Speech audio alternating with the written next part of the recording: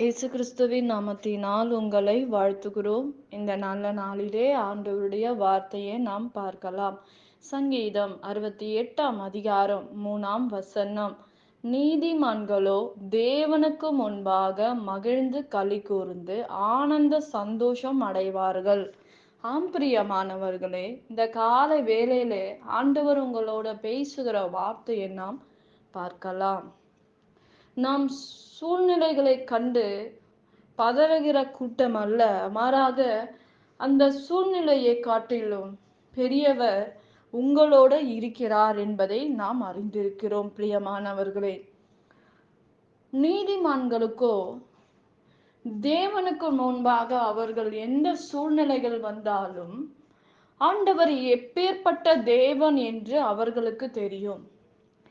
சூழ்நிலைகள், மோசமான காரியங்கள், அவர்கள் வனாந்தரத்தில் போன்ற ஒரு வாழ்க்கையில் கடந்து போனாலும் ஆண்டவருக்கு ஸ்தோத்திரம் சொல்லுவார்கள், ஆண்டவரை மகிமைப்படுத்துவார்கள் என்று வேதத்தில் நாம் பார்க்கிறோம். நீதிமான்கள் அநேக துன்பங்கள் வந்தா கூட ஆண்டவரை மகிமைப்படுத்துகிறவர்களாக இருக்கிறதை நாம் பார்க்கிறோம். ஆண்டவர் மேல் நம்பிக்கை முழுமையா என்ன செஞ்சாலும் ஆண்டவர் எனக்கு தீமையை நன்மையாக அவர் மாற்றுவார். ஏதோ ஒரு சூழ்நிலையில் என்னை நடத்தி கொண்டு போகிறார், நான் இந்த சூழ்நிலைகளை நான் கற்றுக்கொள்ளுகிறேன். ஆண்டவர் எதை செய்தாலும் நன்மைக்கு ஏதுவான காரியங்களை என்னுடைய வாழ்க்கையில் செய்வார்கள் என்று அவர்கள் நம்புவார்கள். ஆண்டவரை கேள்வி கேட்க மாட்டார்கள். யோபுவை போல இருக்கிற ஜனங்கள் உண்டு, ஒரு சில கூட்டம் உண்டு.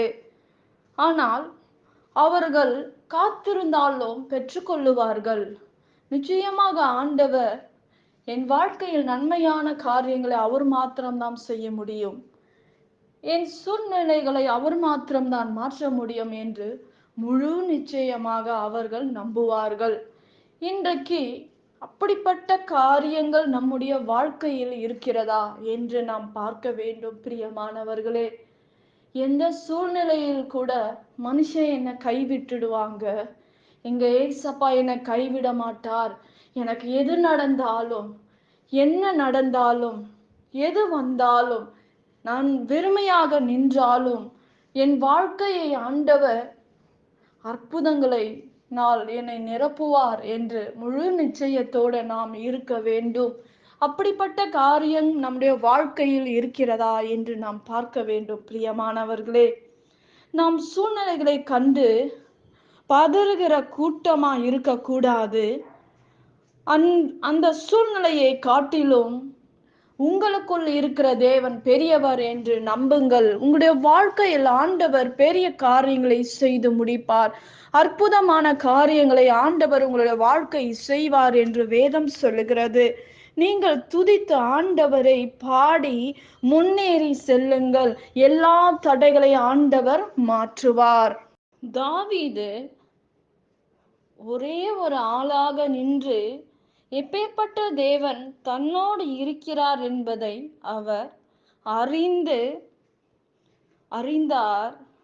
வெற்றியாக தேவனை ஸ்தோத்தரித்து அவனை ஜெயித்தார். ஆகவே நீங்கள் எவ்வளவு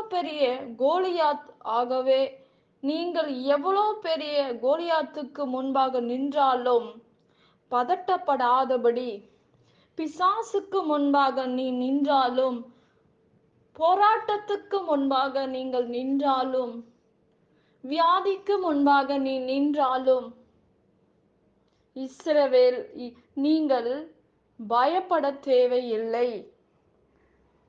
இஸ்ரவேலே, நீ பாக்கியவான் என்று கர்த்தரால் ரட்சிக்கப்பட்ட ஜனமே, உனக்கு ஒப்பானவர் யார்? உனக்கு சகாயம் செய்கிற தேவன் ஒருவர் உண்டு. கேடகமும் உனக்கு மகிமையும் பொருத்திய பட்டயமும் அவரே. உங்கள் சத்துருக்கள் உனக்கு இச்சகம் பேசி அடங்குவார்கள். தேவ பிள்ளையே, அவர்கள் மேடுகளை மிதிப்பாய் என்று வேதம் சொல்லுகிறது தெளிவாக. பிரியமானவர்களே, இன்றைக்கு தாவீதோட தேவன் இருந்தார்.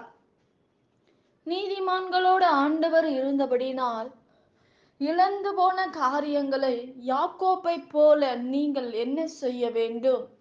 இன்றைக்கு உங்கள் வாழ்க்கையில் யார் உங்களுக்கு உதவி செய்ய முடியும்? ஆண்டவராகிய இயேசு கிறிஸ்து மட்டும்தான் உங்களுக்கு ஜீவனை தர முடியும்.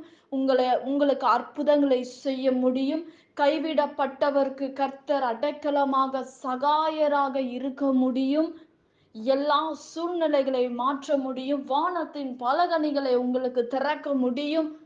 மனுஷனால் கூடாதது தேவனால் கூடும் என்று வேதம் சொல்லுகிறது. பிரியமானவர்களே, இன்றைக்கு உங்கள் சூழ்நிலைகளை மாற்றுகிறவர் யார்?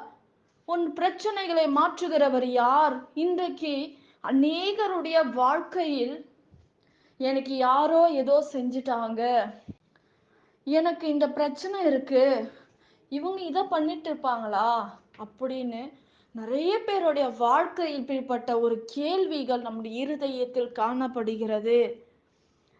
யாராவது என்னுடைய வாழ்க்கை இதை பண்ணிட்டாங்களா?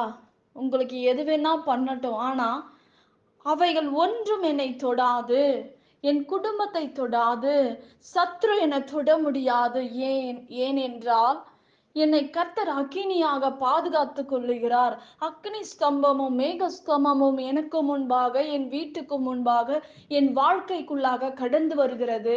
ஆண்டவர் எனக்குள்ளாக இருக்கிறார். ஒரு மனிதனும் பிசாசோ பொல்லாத ஜனங்களோ என்னை தொட முடியாது என்ற விசுவாசம் உங்களுக்கு தேவை. விசுவாசமும் பயத்தையும் கொண்டு வருகிறது சாத்தான். நீங்கள் அவைகளுக்கு எதிர்த்து நில்லுங்கள், ஜெபியுங்கள். ஜெபம்தான் உங்களை பாதுகாக்கும், ஜெபம்தான் உங்கள் வாழ்க்கையை கட்டும் என்று வேதம் சொல்லுகிறது. பிரியமானவர்களே, இன்றைக்கு ஜெபம் இல்லாதபடி ஒரு வாழ்க்கையை நீ வாழ முடியாது. ஜெபம் இல்லாமல் நீ வாழ்ந்தாய், பிசாசு உங்களை தொட்டு விடுவான். ஒரு செடிக்கு ஒரு வேலி தேவை. மற்ற காரியங்கள் வந்து அதை எடுக்காதபடி ஒரு பாதுகாப்பு என்றால் வேத வசனம், ஜெபம். தேவ ஆவியானவர் உங்களுக்குள்ளாக இருக்க வேண்டும். நீங்கள் ஆண்டவரை தேடவில்லை என்றால் ஆண்டவர் உங்களை விட்டு விலகி விடுவார். பொல்லாத காரியங்கள், வீணான காரியங்கள் உங்களை வந்து தொடும், அணுகும் என்று நாம் பார்க்கிறோம். இன்றைக்கு நம்முடைய வாழ்க்கையை பாதுகாத்து கொள்ள வேண்டும் என்றால் ஜெபம், வேத வாசிப்பு, துதி நம்ம கூட இருக்க வேண்டும். பிரியமானவர்களே, இந்த சூழ்நிலைகள் மாற வேண்டும் என்றால் யாரும் உங்களுக்கு உதவி செய்ய முடியாது. ஆண்டவராகிய இயேசு கிறிஸ்து தான் உங்களுக்கு உதவி செய்ய முடியும் என்பதை மறந்து விடாதீங்க. பிரியமானவர்களே, இந்த ஊழியக்காரர்கள் எனக்காக ஜெபிப்பார்கள், இவர்கள் ஜெபிப்பாங்க. ஆனால் நீங்களும் நானும் என்னுடைய தேவைகளுக்கும் உங்களுடைய தேவைக்கும் தேவ சமூகத்தில் நிற்க வேண்டும். அப்பொழுது ஆண்டவர் நமக்கு உதவி செய்வார், நம் சூழ்நிலைகளை மாற்றுவார். நாம் ஜெபிக்கலாம். பரலோகத்தில் வாசமாய் இருக்கிற அன்பின் பிதாவே, உங்க நாமம் மகிமைப்படுவதாக, உங்க ராஜ்யம் வருவதாக. ஆண்டவரே, எங்களுக்கு குறைகளை மன்னிங்கப்பா. இன்னும் அதிகமாக நாங்கள் உம்மை தேட வேண்டும், ஜெபிக்க வேண்டும், விசுவாசத்தில் நிலை நிற்க வேண்டும். எந்த பொல்லாத பிசாசுகள் மயக்கத்தை கொண்டு வருகிற அந்தகார வல்லமைகளை, தடுமாற்றத்தை கொண்டு வருகிற பிசாசின் தந்திரங்களை இந்த நாளிலே உங்க நாமத்தினாலே நாங்கள் கட்டுகிறோம் ராஜா. பலவீனங்களை கொண்டு வந்து குடும்பங்களை பயமுடுத்துகிற பொல்லாத ஆவிகளை கர்த்தர் நிர்மூலமாக்குவீராக. ஏசப்பா, சரீரத்துல சுகவீனத்தை கட்டளிடுவீராக, அற்புதங்களை செய்வீராக, இரத்தத்துல மூடுவீராக. இயேசுவின் நாமத்தில் வேண்டுகிறோம் எங்கள் ஜீவனுள்ள நல்ல பிதாவே, ஆமேன். கர்த்தர் தாமே உங்களை ஆசீர்வதிப்பாராக. ஆமேன்.